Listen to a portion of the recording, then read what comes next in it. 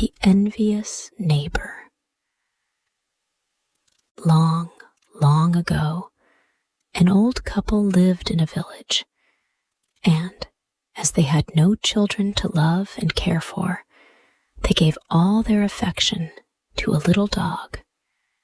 He was a pretty little creature, and instead of growing spoiled and disagreeable at not getting everything he wanted, as even children will do sometimes, the dog was grateful to them for their kindness and never left their side, whether they were in the house or out of it.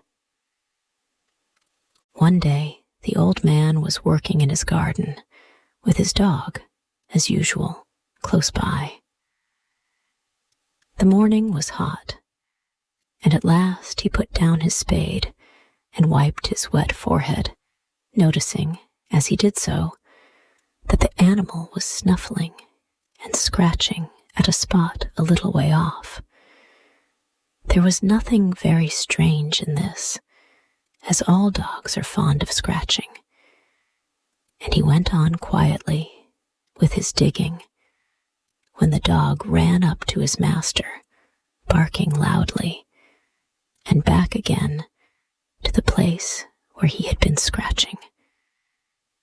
This he did several times, till the old man wondered what could be the matter, and picking up the spade, followed where the dog led him.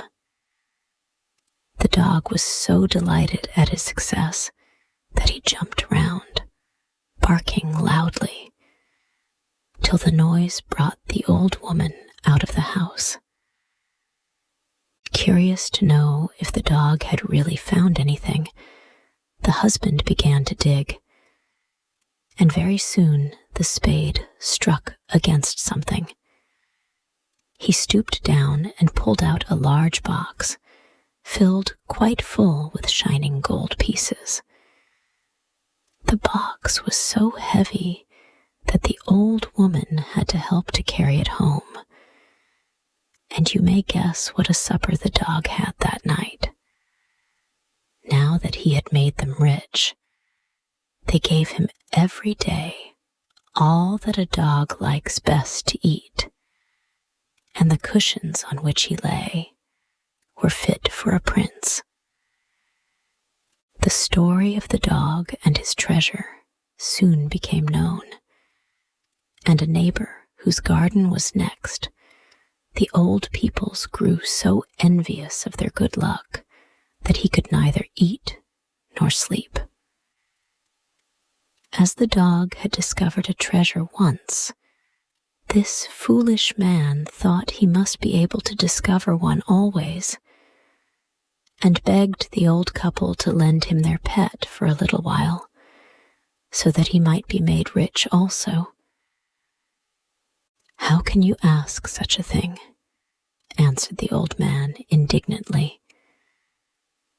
"You know how much we love him, and that he is never out of our sight for 5 minutes."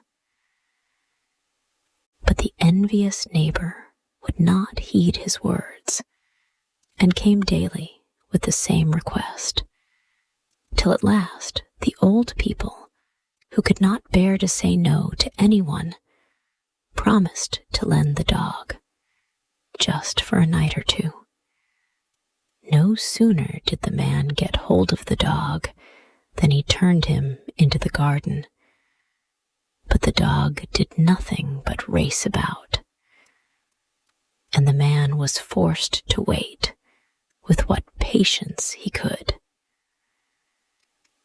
The next morning, the man opened the house door, and the dog bounded joyfully into the garden, and running up to the foot of a tree, began to scratch wildly. The man called loudly to his wife to bring a spade, and followed the dog, as he longed to catch the first glimpse of the expected treasure. But when he had dug up the ground, what did he find? Why, nothing but a parcel of old bones, which smelt so badly that he could not stay there a moment longer, and his heart was filled with rage against the dog who had played him this trick, and he seized a pickaxe and killed it on the spot before he knew what he was doing. When he remembered that he would have to go with his story to the old man and his wife, he was rather frightened, but there was nothing to be gained by putting it off. So he pulled a very long face and went to his neighbor's garden. "Your dog," said he, pretending to weep, "has suddenly fallen down dead, though I took every care of him and gave him everything he could wish for, and I thought I had better come straight and tell you." Weeping bitterly, the old man went to fetch the body of his favorite and brought it home and buried it under the fig tree where he had found the treasure.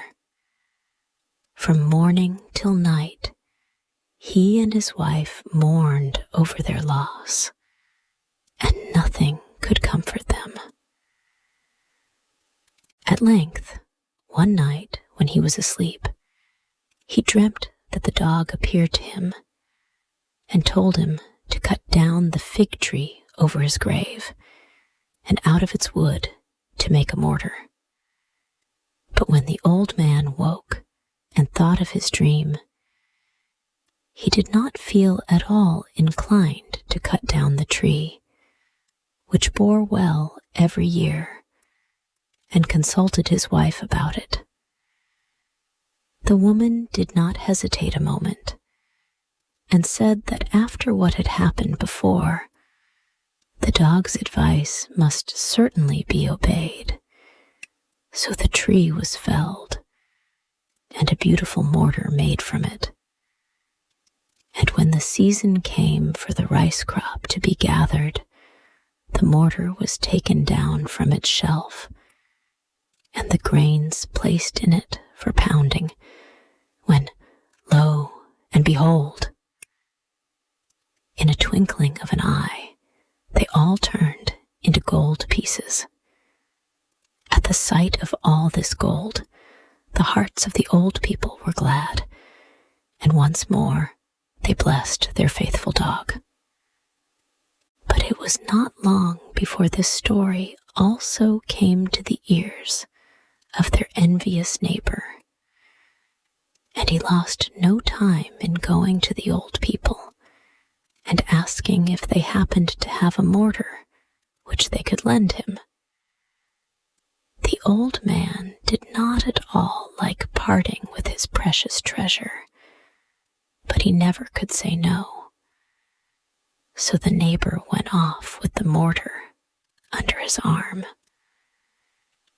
The moment he got into his own house, he took a great handful of rice and began to shell off the husks with the help of his wife.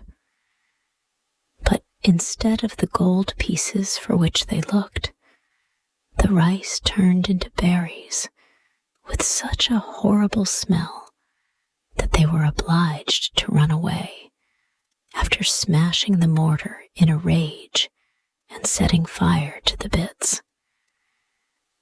The old people next door were naturally very much put out when they learned the fate of their mortar, and were not at all comforted by the explanations and excuses made by their neighbor. But that night, the dog again appeared in a dream to his master, and told him that he must go and collect the ashes of the burnt mortar and bring them home.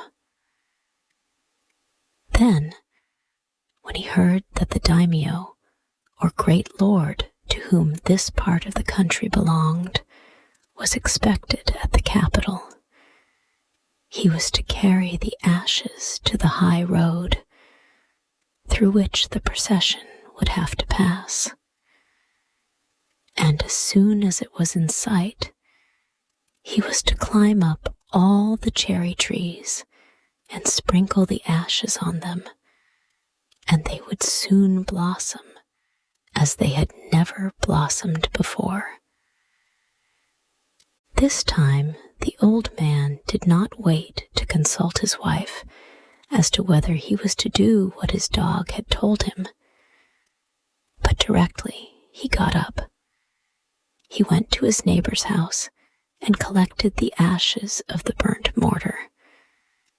He put them carefully in a china vase and carried it to the high road, sitting down on a seat till the daimyo should pass. The cherry trees were bare, for it was the season when small pots of them were sold to rich people, who kept them in hot places so that they might blossom early and decorate their rooms. As to the trees in the open air, no one would ever think of looking for the tiniest bud for more than a month yet. The old man had not been waiting very long before he saw a cloud of dust in the far distance, and knew that it must be the procession of the daimyo. On they came, every man dressed in his finest clothes, and the crowd that was lining the road bowed their faces to the ground as they went by.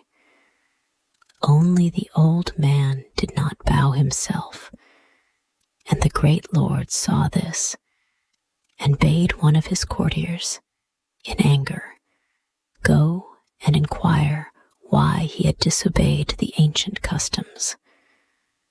But before the messenger could reach him, the old man had climbed the nearest tree and scattered his ashes far and wide, and in an instant the white flowers had flashed into life, and the heart of the daimyo rejoiced, and he gave rich presents to the old man, whom he sent for to his castle.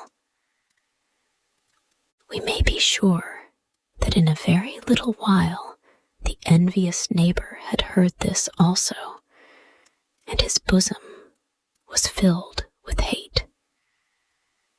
He hastened to the place where he had burned the mortar, collected a few of the ashes which the old man had left behind, and took them to the road, hoping that his luck might be as good as the old man's, or perhaps even better.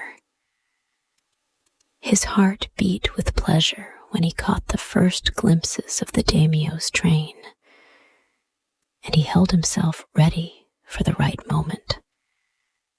As the daimyo drew near, he flung a great handful of ashes over the trees, but no buds or flowers followed the action. Instead, the ashes were all blown back into the eyes of the daimyo and his warriors, till they cried out from pain. Then the prince ordered the evildoer to be seized and bound and thrown into prison, where he was kept for many months. By the time he was set free, everybody in his native village had found out his wickedness, and they would not let him live there any longer. And as he would not leave off his evil ways, he soon went from bad to worse, and came to a miserable end.